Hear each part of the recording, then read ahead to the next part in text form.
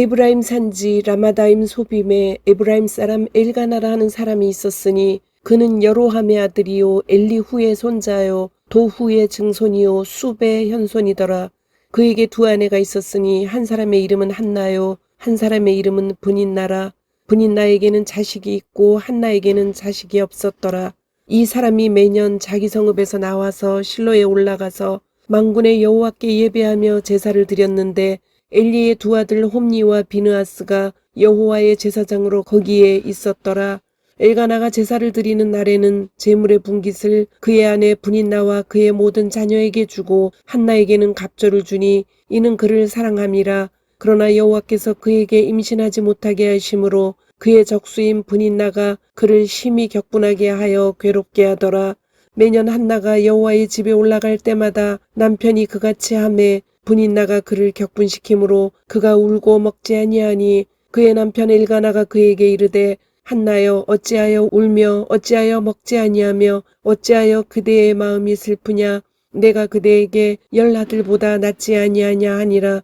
그들이 실로에서 먹고 마신 후에 한나가 일어나니 그때의 제사장 엘리는 여호와의 전 문설주 곁 의자에 앉아 있었더라. 한나가 마음이 괴로워서 여호와께 기도하고 통곡하며 서원하여 이르되 만군의 여호와여 만일 주의 여종의 고통을 돌보시고 나를 기억하사 주의 여종을 잊지 아니하시고 주의 여종에게 아들을 주시면 내가 그의 평생에 그를 여호와께 드리고 삭도를 그의 머리에 대지 아니하겠나이다. 그가 여호와 앞에 오래 기도하는 동안에 엘리가 그의 입을 주목한즉 한나가 속으로 말하며 입술만 움직이고 음성은 들리지 아니하므로 엘리는 그가 취한 줄로 생각한지라. 엘리가 그에게 이르되 내가 언제까지 취하여 있겠느냐. 포도주를 끊으라 하니 한나가 대답하여 이르되 내 주여 그렇지 아니하니이다. 나는 마음이 슬픈 여자라. 포도주나 독주를 마신 것이 아니요 여호와 앞에 내 심정을 통한 것뿐이오니 당신의 여종을 악한 여자로 여기지 마옵소서. 내가 지금까지 말한 것은 나의 원통함과 격분됨이 많기 때문이니이다 하는지라. 엘리가 대답하여 이르되 평안히 가라. 이스라엘의 하나님이 내가 기도하여 구한 것을 허락하시기를 원하노라 하니 이르되 당신의 여종이 당신께 은혜 입기를 원하나이다 하고 가서 먹고 얼굴에 다시는 근심빛이 없더라. 아멘. 저희들이 한나라는 여인이 어떻게 어긋난 세상 안에서 하나님 나라를 태동시키는 누룩 같은 그 촉매제가 되는지 그것을 3주에 걸쳐서 보려고 합니다. 그래서 지난 주간에 이렇게 말씀 전하면서 그 하나님의 나라가 겨자씨 한 알처럼 되어서 밖으로 퍼져나가는 작은 하나에 시작하는데 그 시작하는 시작점이 겨자씨 같은 생명에 시작되는 그 점이 누룩처럼 그저 겉으로 볼 때에는 아무런 변화 감동 차이가 나지 않는데 그 사람의 삶에 있어서 들어가니까 맛이 달라지는 것처럼 그런 변화를 주는 역사가 그렇게 하나님의 나라를 시작하는 것이 아닐까. 그리고 그것을 가지고 제 인생과 주변에 있는 분들의 삶을 바라봤을 때에 훨씬 더 설명이 되었습니다. 그 과정을 통해서 지금 사무엘상 한나의 이 입장으로 가서 오늘은 한나를 통해서 하나님의 나라가 어떻게 시작되는지 그리고 다음 주일에는 하나님의 나라가 어떻게 진행되는지 그 다음 주일에는 하나님의 나라가 어떻게 슬펐던 한나에서 이렇게 예배의 자리로 바뀌는 찬양으로 바뀌는 신앙 고백으로 바뀌는 이런 역사가 일어나는지 큰 겨자씨 나무가 되어서 많은 사람들이 쉼을 얻는 그런 스토리가 되는지 마치 신약의 마리아의 그 기도문처럼 거기에 거의 마주칠 수 있는 기도문이 한나의 기도문인데 그것을 통해서 성령께서는 우리에게 무엇을 원하시는지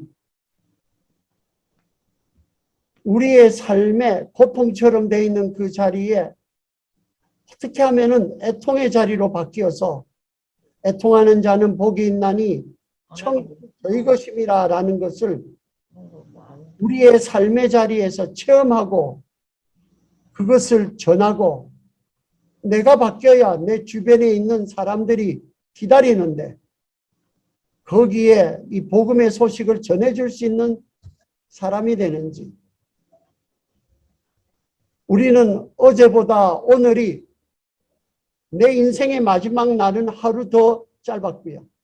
가까워하는 긴박감에서 예수님의 종말이 언제냐 이때냐 솔직하게 저는 그것까지 돌아볼 여유가 없습니다. 매일매일 살아가는 내 삶의 현장에서 처절하게 주님이 아니면은 약속이 아니면은 살 수가 없는 이런 절박한 입장으로 한 영혼 붙잡고 저 자신도 간신히 추스리며 살아갑니다. 이런 마음을 자세를 가지고 오늘 어떻게 이 슬픔 많았던 여인이 그 일그러진 어떻게 풀어갈지도 모르는 그 가정살이에서 하나님의 나라를 태동시키는 그 후손을 통해서 지금 한쪽에서는 룻을 통해 가지고 그 사사기라는 그 세상이 아주 비참하게 지금 망해지고 있는데 하나님의 제사장 나라와 밖에 있는 것이 차이가 없어지는데 그런 입장에서 어떻게 하나님은 역사를 준비하시는가. 한쪽에서는 룻이라는 이방 여인을 통해서 슬픔 많은 나오미를 통해서 다윗의 종자 씨를 준비하시고 이 다윗의 씨 종자를 가지고 기름 부으실 그리스도로 만드실 그런 사무엘 마지막 사사를 어떻게 준비하고 계시는지 이 역사가 일어나야 우리의 삶에 이 교회의 이 이웃에 왜 주님께서는 이 자리로 우리를 다시 보내셨을까? 어떻게 누룩으로 바뀌는 역사가 일어날까? 그런 답답함과 갈증과 그런 절박함을 가지고 3주를 준비하려고 합니다. 그래서 오늘은 두 가지입니다. 조금 특이하게 볼 수도 있겠지만은 이렇게 언약 신학을 통해서 창세기를 이렇게 쭉 가시면서 하여튼 성경을 통독을 하셔야 돼요. 언약 차원으로 보셔야 돼요. 첫 번째는 암의 언약의 파괴. 두 번째는 암의 언약의 회복. 요 순서대로 말씀을 보려고 합니다. 첫 번째, 암의 언약은 하나님이 창조하신 관계의 선물, 혼인을 구성하는 기본 단위입니다. 다른 생물들은요, 생육하고 번성하라 해서 그 자체를 축복하셨습니다. 그렇지만 사람에게 대해서는 그냥 바로 하시지 않으시고요. 한 남자와 한 아내를 1대1 대칭적인 관계를 통해서 결혼 혼인으로 만드시고 그러고 난 다음에 그 채널을 통해서 축복하게끔 하셨습니다. 이 두 가지가 판연하게 다릅니다. 이런 대칭적인 부부관계를 이렇게 1대2로 3으로 4로 복수로 파괴하고요. 그리고 내가 잘났다고 잘했다고 이 요즘 세상에 있어서 더 그렇다고 하지만은 원조가 따로 있어요. 아담의 7대손 라멕입니다. 진리니까 선언하는 게 아니고요. 내가 말했으니까 진리인 겁니다. 이 순서를 확 바꿔요. 라멕이 뭐라고 이야기하는가 하면은 라멕이 두 아내를 맞이하였으니 이 두 아내라는 코드가 계속해서 성경에 이렇게 줄여서 갑니다. 그냥 있는 말씀이 아니올시다. 두 아내를 맞이하였으니 하나 이름은 아다요 하나 이름은 실라였더라. 라멕이 아내들에게 이르되 아다와 실라여 내 목소리를 들으라. 라멕의 아내들이여 내 말을 들으라. 이렇게 말하는 것은 지금 서원 선언문처럼 지금 선포하는 거예요. 나의 상처로 말미암아 내가 사람을 죽였고 나의 상함으로 말미암아 소년을 죽였도다. 가인을 위하여는 벌이 7배일진데 라멕을 위하여는 벌이 77배 1이로다. 이것만 가지고 풀어봐도 여러 가지 정말 왜 세상이 이렇게 되고 왜 우리가 이렇게 되었는지 그것을 볼 수 있는 시야가 열립니다. 근데 오늘 그거는 말고요. 요약하면 이겁니다. 선악과를 따먹고 난 다음에 그 기준을 갖고 옮기는 겁니다. 좋고 나쁜 그 선악의 기준을 이 하나님의 말씀, 성경에서, 계시에서, 성경이란 것은 사람이 만드는 말이 아니고 사람을 통해서 왔지만은 하나님이 위에서 주신 겁니다. 일방적으로 주신 거예요. 언약과 같은 겁니다. 그런데 이 계시에서 기준을 넘어가요. 벗어나서 자기의 욕심, 탐욕과 자기 취향으로 그것으로 옮긴 라멕의 주장이 그거로 끝나는 것이 아니고 이것이 세상에 퍼져가지고 사상을 만들고 관행을 만들고 전통이 된 것을 노아 홍수 바로 직전에 아담의 세상이 어떻게 지금 이렇게 다 허물어졌나? 허물어지는 코드의 키 중에 하나가 결혼입니다. 영적인 차원이 있는 겁니다. 그래서 잘 한번 들어보십시오. 어디에 키가 있는가? 사람이 땅 위에 번성하기 시작할 때에 그들에게서 딸들이 나니, 여기 둘자에 주목해 보십시오. 그래서 성경에 있는 대로 딸들이 나니 하나님의 아들들이 사람들의 딸들의 아름다움을 보고 자기들이 좋아하는 모든 여자, 원래대로 따지면 들로 아내로 삼는지라. 시작은 1대1이었는데 그것을 라멕은 1대2, 1대 복수로 옮겨갔습니다. 근데 이제는 하나님의 아들들이 사람의 딸들하고 자기들의 좋아하는 모든 자로 아내를 삼았다 그랬으니까 1대1에서 1대 복수에서 복수 대 복수로요. 들 대 들로 갔습니다. 여기서 anything goes. 아무런 제한이 없어진 세상이 되었습니다. 그것이 되고 나니까 하나님께서 지금 아담과의 언약이 여기에서 이제는 끝나고 그 다음 언약으로 지금 하나님께서 지금 차원을 높여서 더 간섭하고 더 제약하는 이것으로 옮기시는 역사가 흐름을 보시면은 성경을 보시면은 짜자가 보시면 나옵니다. 만인과 투쟁에서 돈, 힘, 성, 마니, 파워, 패밀리, 가문의 영광 이것을 완력의 순서대로 내가 쓰면 완력이고 저쪽이 쓰면 폭력이고요. 독식하는 세상이 되니까 패밀리 단위로 돈과 힘을 잘 휘두른 자가 고대에 말하는 영웅, 네피림이 됩니다. 노아를 부르실 때에 주로 성경은 몇 번이나 4명의 남자와 4명의 여자가 1대1 비율은 노아의 가족을 그렇게 되어서 방주에 들어갔다 라고 성경에 기록하는 이유가 어디에 있다고 생각되십니까? 노아의 가족을 언약의 당사자로 성경이 지목한 것은 라멕이 주창한 이 파괴적인 패런을 창조 언약의 원형대로 회복하려는 하나님의 의도를 나타냅니다. 그래서 단순히 결혼이 파괴되고 이렇게 되었을 때에 도덕적인 차원으로 가는 것 가지고는 한계가 있습니다.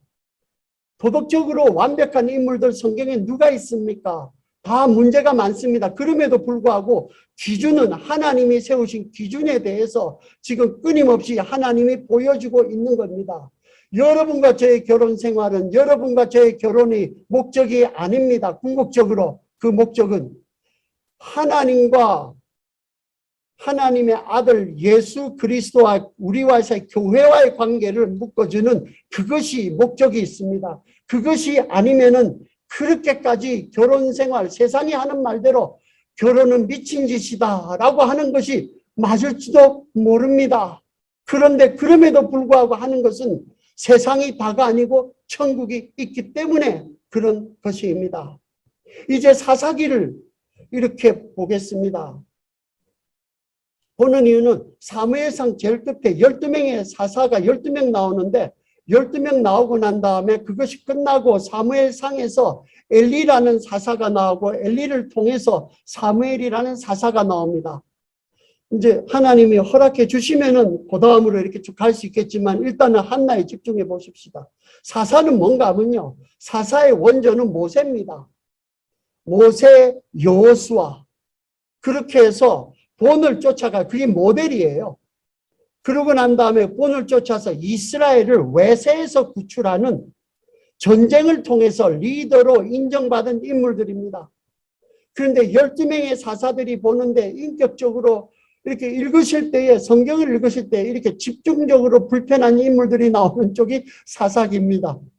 야, 자, 그런데 이렇게 사사들로 유지하던 불안한 평화도 마지막 사사 삼손이 죽은 뒤로는 따로 외세의 억압이 없어도요. 스스로 와해되는 그 파국적인 사건들, 사사기 뒤에 나오는 사건들을 보면은 정말로 막장입니다. 막장 드라마라는 것은 앞에 있어서 그래도 뭐 궁금한 것이 있는데 이제 더 이상 플롯이 없어요. 이제 이 다음에 이 연극이 끝나고 더 이상 여기서 나올 수 있는 그것이 없는 마지막 장입니다. 그래서 막이 내려지고 더 이상 아무도 막을 수가 없는 그런 장이 사사기 끝장에 두 사건이 나옵니다. 근데 거기에 핵심 인물 중에 하나가 모세의 후손입니다. 모세의 후손이 모범이 돼야 될 모세의 후손이 어떤 입장에 살아가고 있는가. 그리고 지금 제사장이 되어 있는 그런 백성들이 거기에서 어떻게 결혼이 파괴되고 그로 인해서 어떻게 폭력을 자아내고 어떻게 스스로 자기 혈육을 죽여버리고 또 결혼을 한다고 만드는 폭력이 있는 장면이 이것은 막장 드라마도 이렇게 쓰면 검열에 걸립니다. 그래도 그게 성경에 있는 이유는 더 이상 갈 곳이 없다는 겁니다. 교회가 그렇게 된 것이니까 크리스천들이 안에서 그렇게 된 것이니까 세상은 늘러 무삼하리요 라는 겁니다. 이제는 사사로서 하는 기간이 끝나고 더 촘촘한 간섭을 요하는 왕정을 통한 언약 제정이 필요하다는 하나님의 사인입니다. 그것이 단순히 옛날 이야기로 끝나는 것이 아니고 오늘 시대도 마찬가지입니다. 하나님이 똑같은 패런으로 역사하고 계시는 것을 보고 정신 똑바로 차려야 됩니다. 우리는 무엇을 먹을까, 무엇을 마실까, 무엇을 입을까? 코로나 맨 처음 시작했을 때 얼마나 걱정했습니까? 하나님께서 우리에게 이렇게 공급해 주시고 이렇게 역사하실 때는 그의 나라와 그의 의를 한번 구하면서 남은 생에 한번 살아보지 않겠니라는 하나님의 피토하는 간구가 있다고 저는 생각합니다. 지금 이 막장 끝 드라마의 사사기 제일 끝장 끝절에는요. 이 반복되는 패런 선구인데 그때의 이스라엘이 왕이 없으므로 사람이 각기 자기의 소견에 옳은 대로 행하였더라. 이게 지금 선악과의 패러다임으로 놓고 보시면 설명이 딱 되고요. 그렇게 패러다임이 있는 거가 성경에 나왔을 때 어떤 역사가 있는 것을 그것을 따라가시면은 하나님의 역사를 볼 수가 있습니다. 그리고 내 삶에 있어서 일어나는 역사들에 대해서 이렇게 분기점들을 파악할 수가 있습니다. 그렇게 시작한 사무엘의 서두를 뭐로 하는가 하면 엘가나에게는 몇 명의 아내가 있더라? 2명의 아내가 있더라. 엘가나는 제사장 집안입니다. 레위의 후손 중에서 둘째 아들 고핫의 자손들입니다. 그런데 고핫의 자손들이 내나 모세의 같은 반계들이에요. 그래서 엘가나의 집안은 에브라임 산지에서 와서 거기에서 영토를 얻었고요. 그리고 아론의 집안은 유다 거기에서 영토를 얻어서 속죄성을 기준으로 이렇게 영토를 얻어서 살아가니까 에브라임 사람이라고 말하지만은 레위 사람입니다. 뒤에 역대상에 나오면 족보가 다 나와요. 그런데 그런 제사장 집안조차도 라멕이 태동한 결혼 언약에서 벗어난 틀에 잡혀서 고통받고 있는 이런 원죄성, 이런 현상을 보라고 합니다. 이런 구조를 보라 그래요. 물론 여기 가지고 한나처럼 기도 열심히 하면 하나님께서 응답해 주신다라고 하는 것도 있겠지만, 여러분, 그것은 그 밑에 있는 제일 밑이지, 그것 가지고는 내 삶에 있는 문제를 그렇게 다 해결이 안 됩니다. 성경이 있는 것을 잘라서 보실 때도 있지만은 전체로 뭐라 그러는지 큰 흐름을 갖고 보셔야 되는 겁니다. 하나님 말씀을 제가 이렇게 설교하고 나갈 때에 오늘 설교받고 은혜 받으셨다 좋지만은 칼끝 받은 거 이상 아닙니다. 이것을 가지고 과연 그러한가 베레아 교인처럼 가서 따지고 들고 자기 것으로 만들 때에 거기에서 자기 고백이 나오고 아하라는 자기 신앙이 나와야 나에게 맡겨진 식구들의 내가 녹여지는 역사를 할 수가 있는 것입니다. 여기에서 브닌나와 한나가 누가 후처이고 누가 전처이고 그것을 알면 도움이 되겠습니까? 누가 잘못이라고 잘못을 따진들 이 구조가 읽은 구조가 해결이 되는지요? 그런데 성경은요, 돌부처도 돌아앉는 씨앗의 싸움에 하나님이 들어가서 십자가로 그것을 완전히 바꾸시는 것, 그게 복음의 역사입니다. 이것을 원하시면은 오늘 이 말씀에 생애를 한번 던져 보셔라는 말씀입니다. 라멕이 이 문제를 해결한 것은 나쁜 남자로 해결했어요. 딱 아내 둘이 모아놓고 힘쓰고 하면은 죽여버린다 라고 말했으니까 그 여자들이 가화만사성 해가지고 자녀들이 잘되고 축복했고 받았다 그래요. 고대 유명한 사람들이 다 나왔습니다. 그럼 그것이 축복입니까? 그러면 엘가나는 반대로요. 착한 남자 코드래요. 자기가 아는 사랑하는 방법으로 요즘 같으면은 더하라고 먹을 거 더 주면은 복면 맞습니다. 그런데 기름진 거 먹을 것을 꽉꽉 주는 거 주면서 그게 그 남자가 사랑하는 방법이에요. 착한 남자입니다. 그런데 나쁜 남자가 되든 착한 남자가 되든 그 마음에 일어나는 격분과 고통은 여전하다는 겁니다. 그게 안에 언약에 파괴된 그 구조 안에서 살아가는 우리들의 가지고 있는 딜레마입니다. 이것을 뭐로 해결할 것입니까? 그 구조하에서 하나님께서는 그렇게 하는 것이 아니라 가루 서말처럼 되어 있는 콩가루 집안에 네가 누룩처럼 녹아지면은 그것이 하나님이 받으실 수 있는 천국으로 바뀐다. 그 역사를 지금 주님께서 보여주시는 것입니다. 두 번째, 안의 언약의 회복입니다.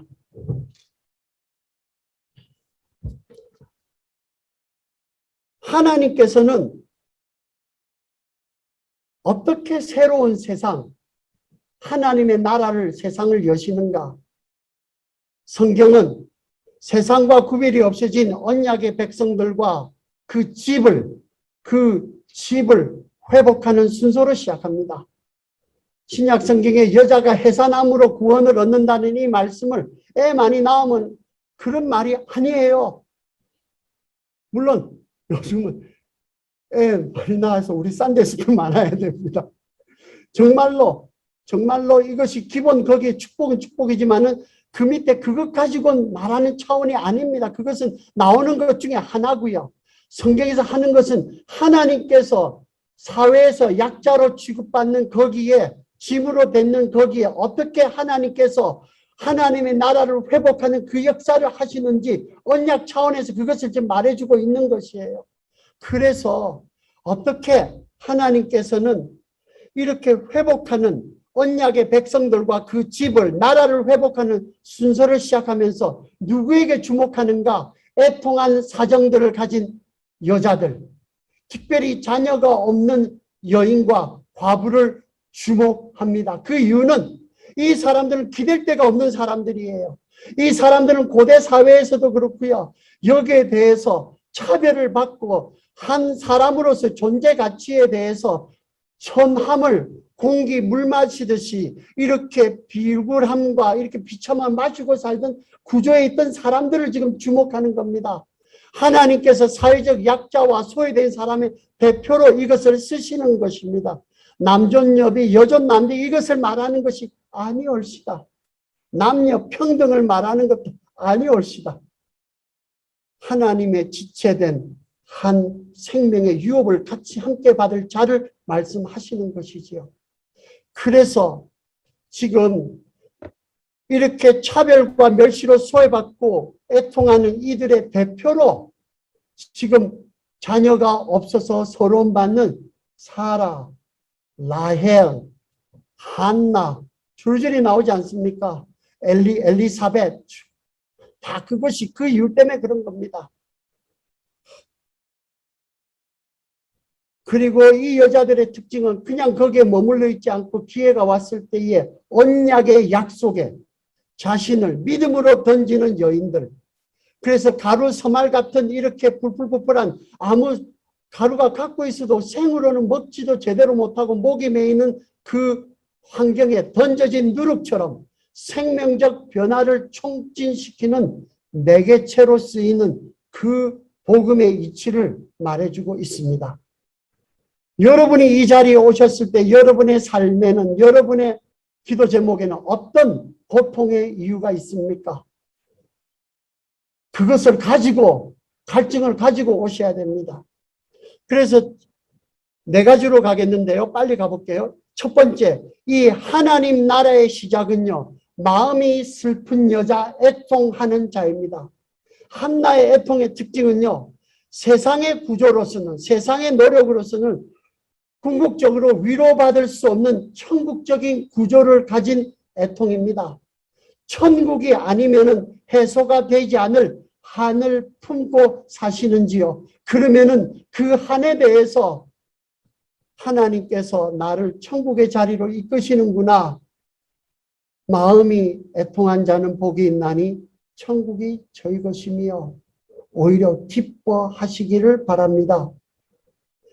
브림나와의 아기작침이 벌어지는 장막을 떠나서 하나님의 집으로 수평이동에서 왔을 때에 그때에 하늘의 문이 열리기 시작했습니다.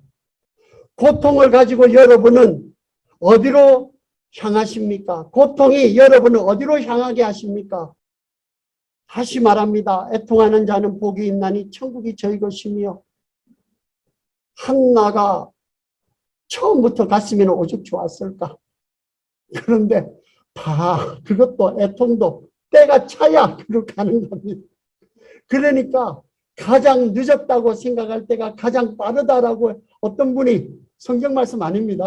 어떤 분이 해줬을 때에 저는 속으로 할렐루야 너무너무 위로가 되고 격려가 되고 오늘이라는 나의 시간에 고통의 자리에서 장막으로 갈 거냐 머물 거냐 아니면은 고통을 애통으로 바꾸는 천국의 자리로 거기에 여호와의 집 장막 앞으로 회막 앞으로 갈 것이냐.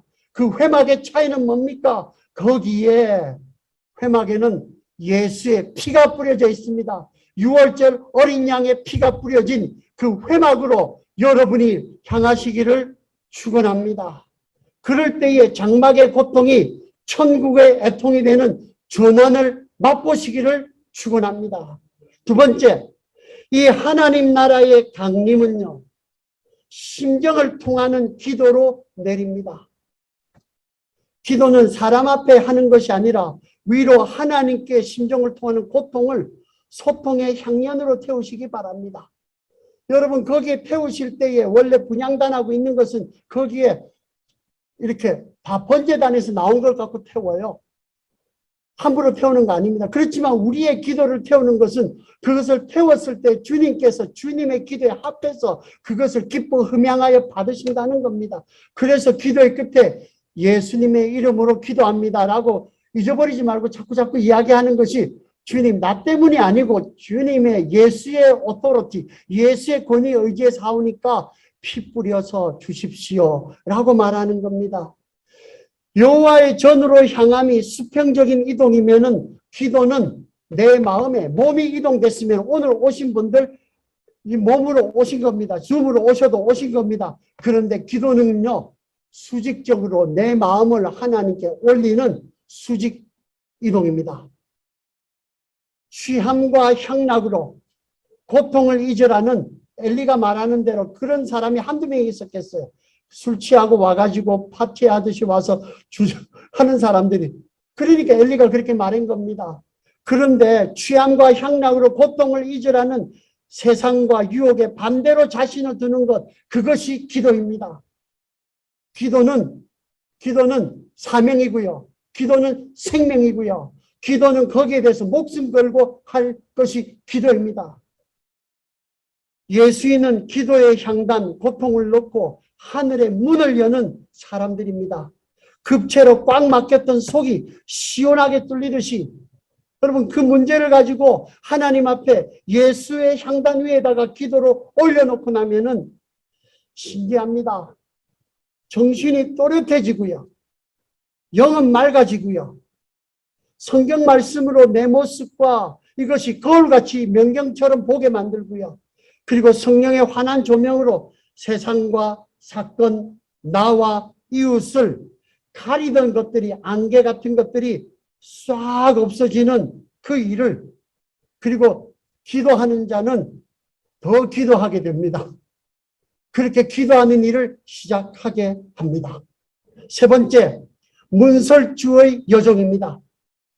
한나는 회막이 있으면은 회막에 거기 휘장이 있고 거기 있는데 거기에 잡고 있는 그것이 문설주입니다. 기둥 아닙니까? 그런데 문설주 앞에서 제사장 엘리가 거기서 의자 놓고, 왜냐하면 거기가 자기 이렇게 재판하고 하는 자리예요. 그러니까 사람들이 거기로 가는 겁니다. 모세가 그렇게 했잖아요. 회막 문 앞으로 다 나왔잖아요. 그래서 이 제사장 엘리에게 당신의 여종이라 말한 것은 단순히 엘리라는 사람에게 한 것이 아니라 제사장 된 그 직분에게 대해서 나는 거기에 헌신한 여종입니다 라고 하는 고백입니다. 이 배경이 어디에 있겠습니까? 출애굽기 21장 5절에서 6절에서는요. 만일 종이 분명히 말하기를 내가 상전과 내 처자를 사랑하니 나가서 자유인이 되지 않겠노라 하면 상전이 그를 데리고 재판장에게로 갈 것이요.